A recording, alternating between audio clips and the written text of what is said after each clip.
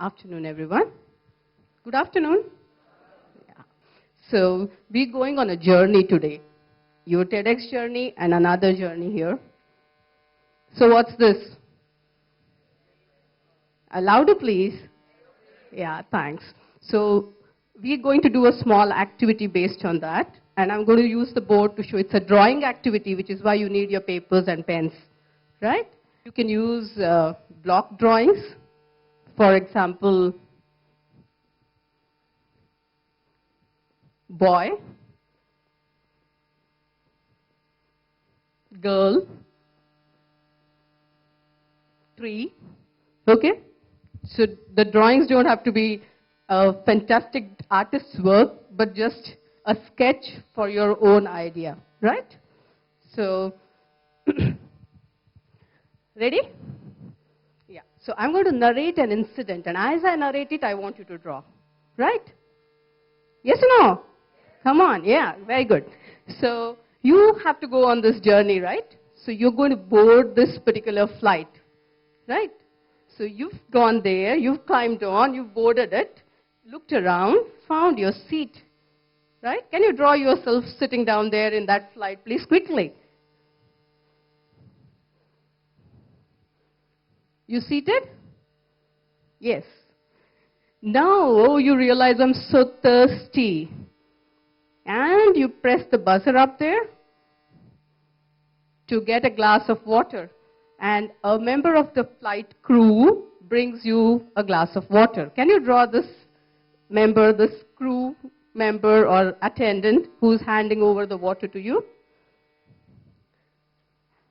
Well, there are hardly any people on the plane, and the pilot steps out of the cockpit to talk to this crew member who's giving you water.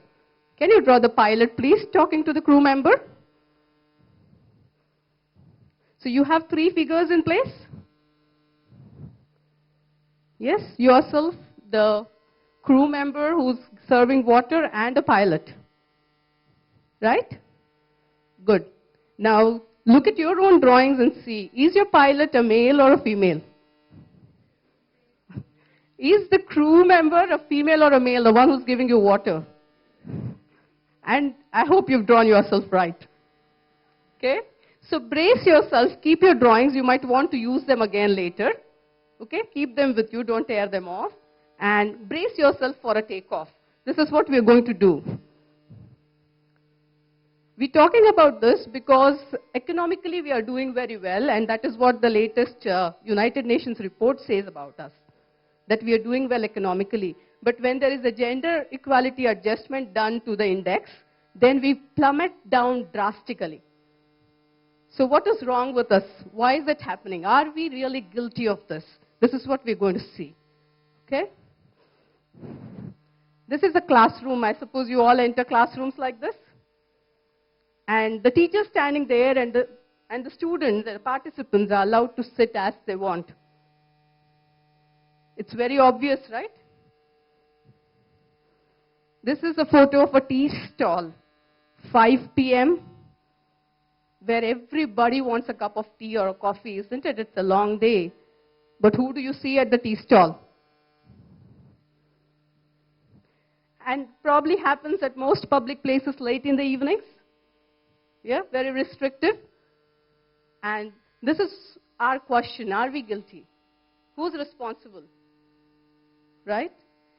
When we talk about the whole presentation is informed with the help of lots of teachers, lots of parents, lots of students. Everybody has contributed to it. And specifically an article called Rewind and Replay, which is there in the bibliography, which has contributed a lot to this particular presentation. Right? And the data is gathered from everybody, and this is what we come across. Right? Now, we talked to lots of teachers, of which 183 responded back. Others refused to acknowledge. And this is what they have come up with as examples of heterosexist language in class. Oh dear, we've gone to the coffee pot. Okay? The first example was,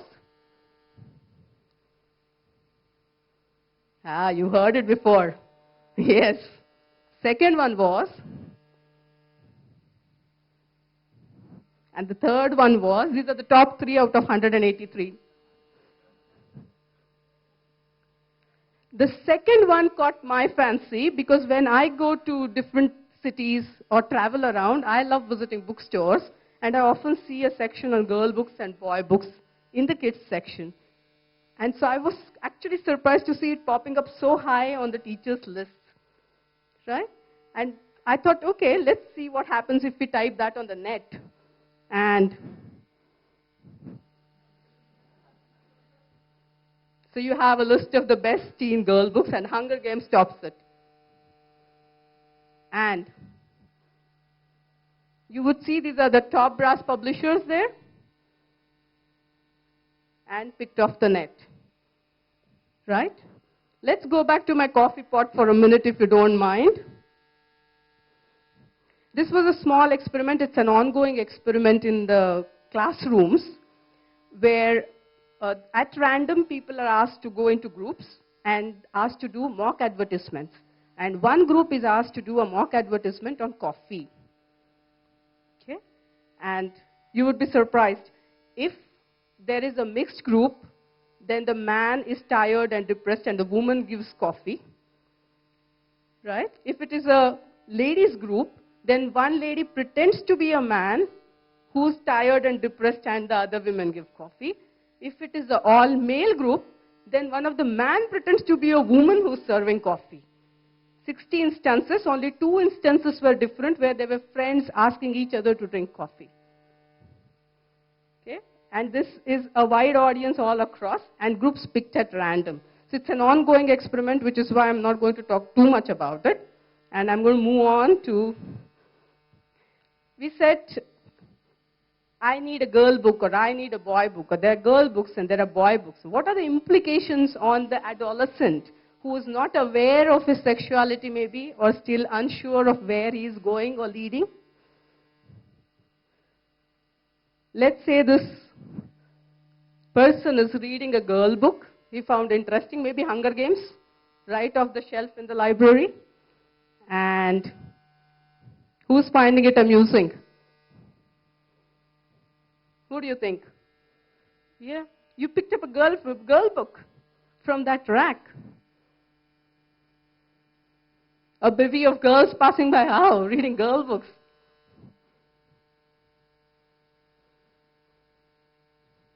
You're doing it yourself. Yeah.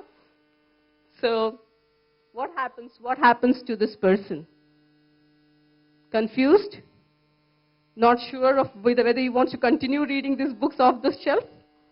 Yeah? Maybe loves reading those books, but no, sorry, they were there in that particular shelf. I'm going to give it up. Never know.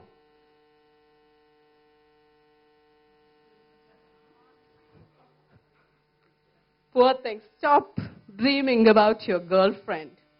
Now, what if he's dreaming about a friend who's a girl and who he plays with?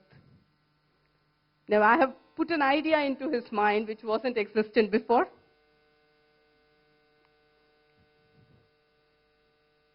Most likely thinking of ice cream on a hot summer afternoon, right? And now feeling flustered because he's accused of thinking of something else.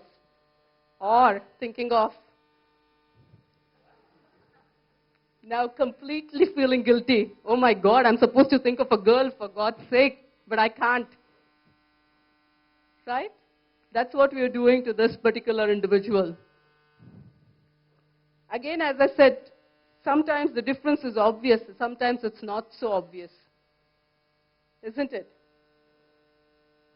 Now, are we doing this intentionally? Is this our intention, to fluster somebody, to confuse them, to annoy them? Is that what we want? Most people say, I never thought about this.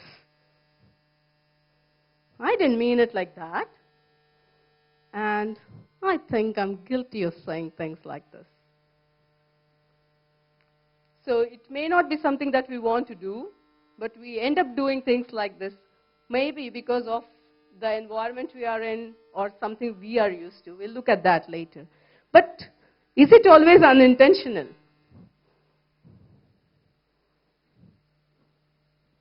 You have policies like this, sewing classes for some section of the school, cooking classes, computer classes, jewelry making classes, separate stairs for boys and girls, strict demarcation in seating arrangements, like we saw in the first slide. Yeah, it could be rules, it could be policy. And then what? So one of the foremost questions we need to think about is, why is this happening? Why do we have these demarcations? Why the rules, regulations? Why the unintentionalism? And probably the first thing is sociocultural, right? It's there in the environment.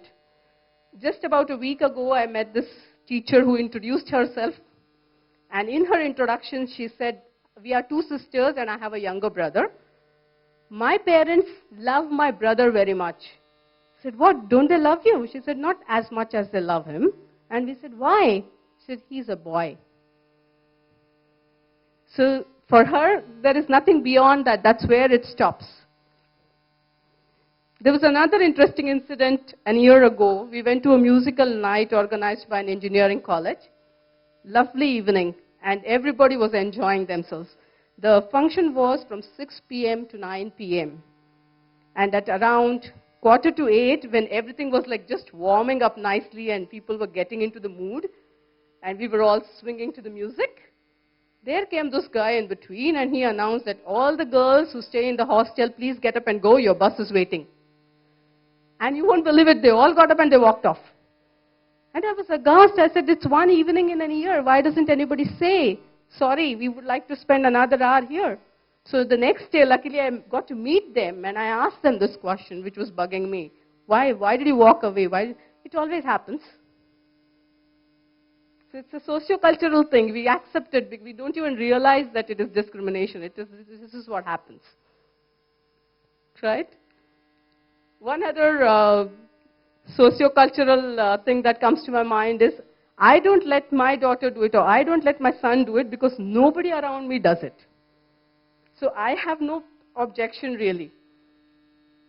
It's just because it is in the environment that I'm not sure how that child, so you're trying to protect the child, maybe as a parent, as a teacher. That is the intention. But you end up doing something else. What about personal beliefs? We saw the first statement that came up. Do you remember what it was? First heterosexist statement? Neither. Exactly. And one of the teachers who said, oh, I never thought of this. She said, I say that because I think I'm teaching them chivalry. But what if the poor guy isn't strong enough to come and help you? Right? No, but no, I'm teaching them chivalry. So it's a personal belief that I'm doing what needs to be done. Emulation. Stop daydreaming about your girlfriend. Oh, my teacher used to say to me all the time, but I thought I need to prove myself, and I studied very well, so it should work with everybody else also. So let me use it. Right? So it could be an emulation. Now, what can we do? First and foremost, we need to question it, whether unintentional or intentional. Right? There has to be a question. Is this right? Is this what is happening? But has to be handled very sensitively. I said earlier there was a demarcation in seating, and it is very rigid in schools and colleges. And I have a very funny incident to share, where in my own class, there was a couple that came and sat right in the front, and then started holding hands under the desk. Right?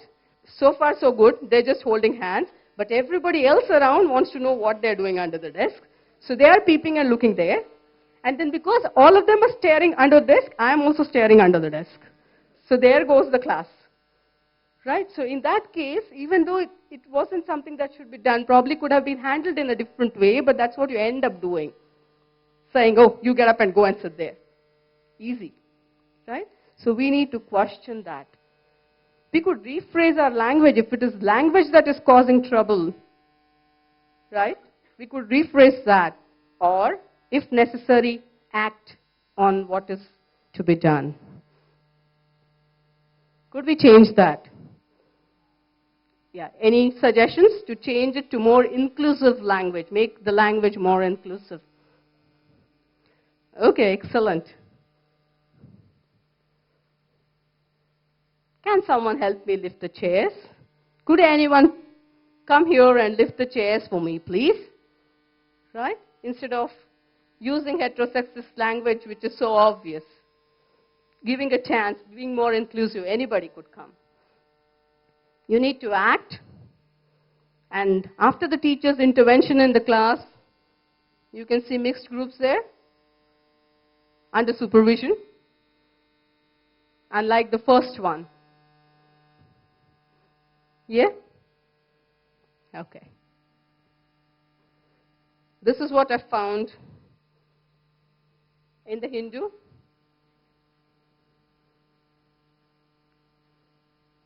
It's 2011, it's not very early. Yeah?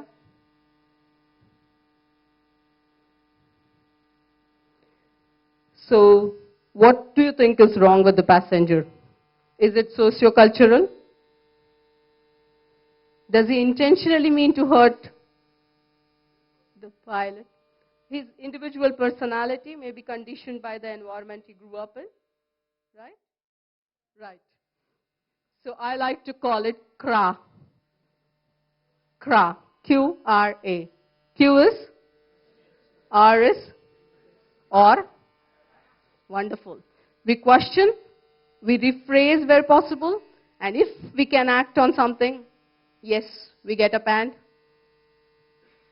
What? Yeah, wonderful. So this is about bringing in more inclusivity. The belief being, if it is in the class, it will trickle into the community. If it is there in a small group of community, it will radiate out to others. Yes? That is the idea behind the whole thing. Starts with one and then has a snowball effect and gathers momentum as it goes. So, can we pledge to do the CRA? So, we are all going to? Wonderful. So, you've been a lovely audience, and I want to thank you for being here and thinking about this. I hope you will. Yes. CRA. That's it. Thanks a lot.